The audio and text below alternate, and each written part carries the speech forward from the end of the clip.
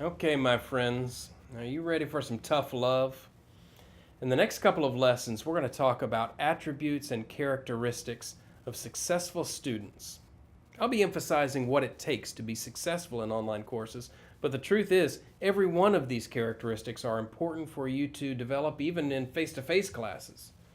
Now, not everyone who begins a program always finishes it, and I want you to be successful in your online courses. So, we're going to take a look at what is really important to be successful. And here's the scoop: you might have to change some things about yourself to be totally successful. Yeah, becoming an online student and a successful one may make you change some things about you.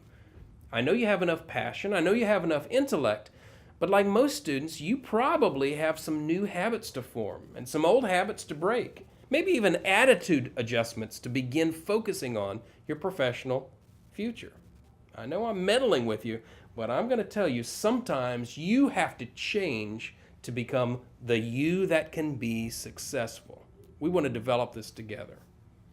The first thing you've got to do is believe in the process as an online student. You've got to adopt a positive attitude about your institution. Buy into the process of online learning and appreciate the courses that you're taking. In order for you to succeed in your courses, you've got to believe that you can do this and the education is for you. And I'm talking about attitude. Back in high school, you might have felt too cool for school at some point, and it's common that students might enter a college program carrying those bad habits and apathy toward their education, maybe even laziness, blowing off assignments, maybe even cheating. You ready to grow up? Because the first thing you have to do is accept that you're doing this for you, that this educational process is something for you to buy into. That's what happens with winning students. Number two, you got to advocate for yourself. Successful students are their own advocates. Whether you're seeking financial information or grades or an explanation of course materials, anything you need to know, you need to be able to communicate clearly to us, the institution, about what you need. We're going to review how different people at the campus can help support your needs, but in all cases, you've got to seek out support from people who can help you.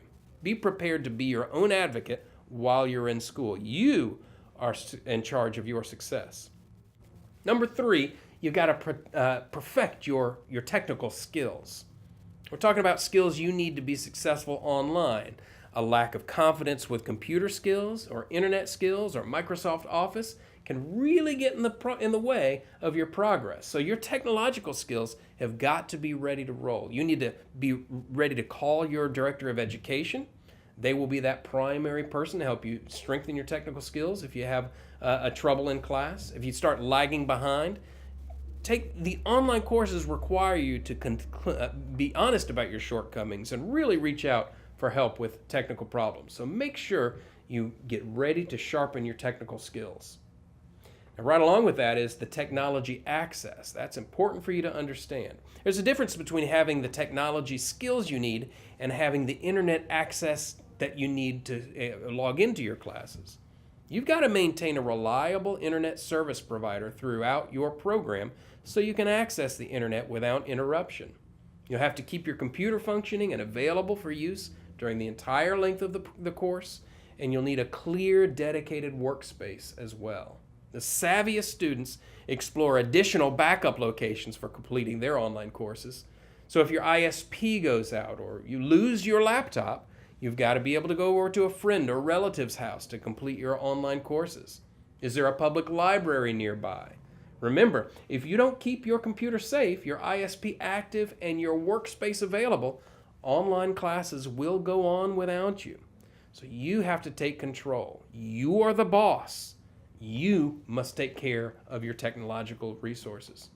And finally, our school offers a lot of resources: career advising, tutoring, library, engaged faculty members, and it's important that you have the contact names, phone numbers, email addresses, and all the appropriate staff information to reach out to people for help. Carefully read your student handbook and all your syllabi so that you know the policies and resources available to you. I'm going to guide you through making a clear list of all the people at your campus so that you can be prepared to know who will help you at the school, and again, to be ready to be an advocate for yourself.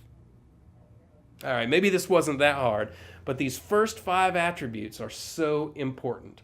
Believe in the process, advocate for yourself, perfect your technology skills, ensure stable technology access, and know your resources. Now, what I want you to do next is to carefully think about yourself as a student, as a learner, as a person. Think about the challenges that you might face over the next year while you're a student. What challenges do you face that could pose a threat to completing your program? Do you work part-time or full-time? Does your family support your decision to come to school online? Do you have stable technology access? What kind of barriers might you face to complete your program? And how do you think you can confront these challenges? Do you feel a homework assignment coming on?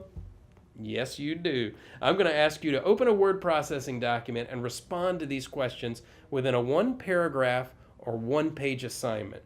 You'll see the assignment prompt attached to this lesson as well, and you'll see the question again. So you can save this document using the file name convention lesson 5 as required, and drop this in the Dropbox for your instructor. File naming conventions are pretty important, by the way. Never save an assignment with a name like homework.doc or assignment 1. How will your instructor know whose file it is if you call it homework assignment number 1? It makes sense for in your document to give your document the name that will identify you. So make sure you include your name in the file name of the homework assignment. Okay? You ready to go? Go to work. Let's get this work done, and we'll see you in the next lesson.